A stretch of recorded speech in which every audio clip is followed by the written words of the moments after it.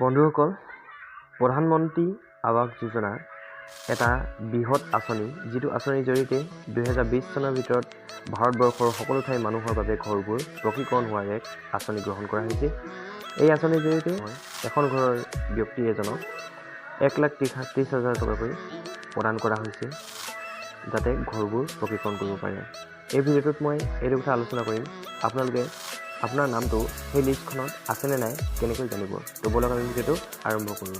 তো ভিডিঅ'টো সম্পূৰ্ণ চাওক, কোনো প্ৰশ্ন কৰিব বা যিকোনো ব্ৰাউজাৰ অ'পেন কৰিব পাৰিব। তাৰপিছত চাৰ্চ কৰিব আপুনি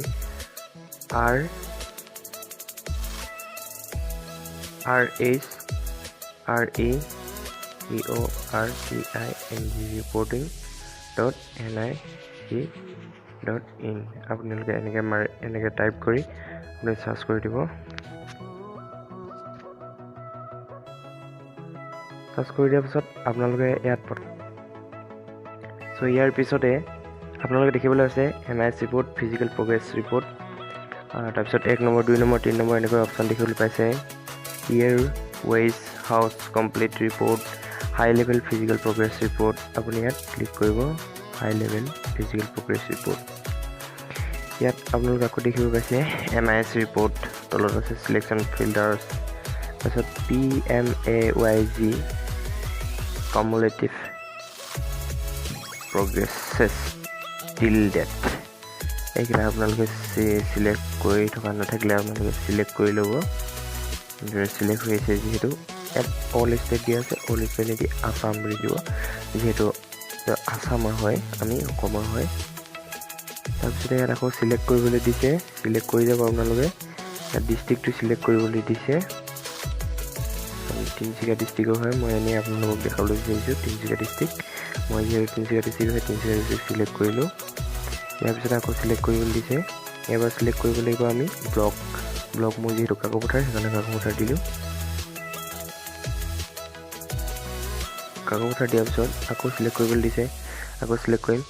ইয়াত আপোনাৰ কোনটো পঞ্চায়ত, মোৰ বুঢ়ীদিহিং গাঁও পঞ্চায়ত, সেইকাৰণে বুঢ়ীদিহিং দিলোঁ।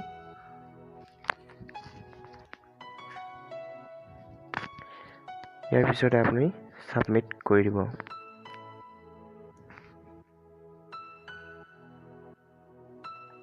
ছাবমিট কৰি দিয়াৰ পিছত আপোনালোকে এনেদৰে দেখিবলৈ পাব।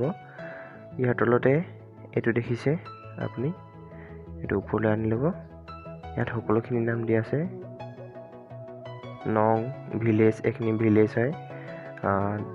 নাম হোলোং গাঁও, হোলোং গুটিবাৰী, এনেকৈ নামটো দি আছে। তাৰপিছত দিয়া আছে ৰেজিষ্ট্ৰেশ্যন নং, তাৰপিছত আছে বেনিফিচিয়াৰী নেম, বেনিফিচিয়াৰী নেম আপোনাৰ নামবিলাক থাকিব। তাৰপিছতে ফাদাৰ্ছ বা মাদাৰ্ছ নেম। ইয়াৰ পিছতে হাউচ এট্ৰটেটটো, মানে ঘৰটো কাৰ নামত দিয়া আছে। তাৰপিছতে থাকিব চেংচন নং, কোনটো চেংচনত দিয়া আছিলে। তাৰপিছতে থাকিব চেংচন এমাউণ্ট, কিমান হাজাৰ টকা, কিমান লাখ টকা দিয়া আছিলে। তাৰপিছত ইনষ্টলমেণ্ট পেইড, কেইটা ইনষ্টলমেণ্টত দিয়া হৈছে এমাউণ্টটো। তাৰপিছতে এমাউণ্ট ৰিলিজ ইয়াত থাকিব। তাৰপিছতে আছে হাউচ ষ্টেটাছ, কমপ্লিট হ'ল নে নাই হোৱা। মই আপোনালোকক প্ৰথমতে দেখাব বিচাৰিছোঁ, মই এই প্ৰথমৰ যোনটো নাম হোলোং গাঁও আছে 1 নম্বৰতে। নাম হোলোং গাঁৱৰ ৰেজিষ্ট্ৰেশ্যন নম্বৰটো, প্ৰত্যেকখন গাঁৱৰ এটা বেলেগ বেলেগ ৰেজিষ্ট্ৰেশ্যন নম্বৰ থাকে। এইটো এটা ৰেজিষ্ট্ৰেশ্যন নম্বৰ, নাম হোলোং গাঁৱৰ ৰেজিষ্ট্ৰেশ্যন নম্বৰটো AS1872023, এইটো হ'ল ৰেজিষ্ট্ৰেশ্যন নম্বৰটো। তাৰপিছত আছে বেনিফিচিয়াৰী নেম নন্দিনী বৰপূজাৰী নেকি, হয় বৰপূজাৰী। তাৰ দেউতাকৰ পৰা মাকৰ নাম দিয়া আছে, এইটো মাকৰ নাম দিয়া আছে কিবা গগৈ বুলি, অম্বিকা গগৈ। তাৰপিছতে ওমেন উইড', মানে তাৰ ঘৈণীয়েকজনীক দিয়া হৈছিলে, মানে ঘৈণীয়েক হয়, মানে তাক দিয়া হৈছে। তাৰপিছত চেংচনৰ আছে AS1800181, এইটো তাৰিখত দিয়া আছে 2 তাৰিখ 5 মাহ 2017 চনত চেংচন হৈছিলে, চেংচন নম্বৰটোৰ ওপৰত দিয়া আছে। তাৰপিছত চেংচন এমাউণ্টটো কিমান আছিলে, 1,30,000 টকা এমাউণ্ট দিয়া আছে। তাৰপিছত ইনষ্টলমেণ্ট 3টা ইনষ্টলমেণ্টত দিয়া আছিলে। তাৰপিছতে এমাউণ্ট ৰিলিজ, ইমানটো মানে 1,30,000 টকা ৰিলিজ হৈ গৈছে। ইয়াৰ পিছতে ইয়াত কমপ্লিট দেখাইছে। তাৰ আৰু এটা ল'ব বিচাৰিছোঁ মই,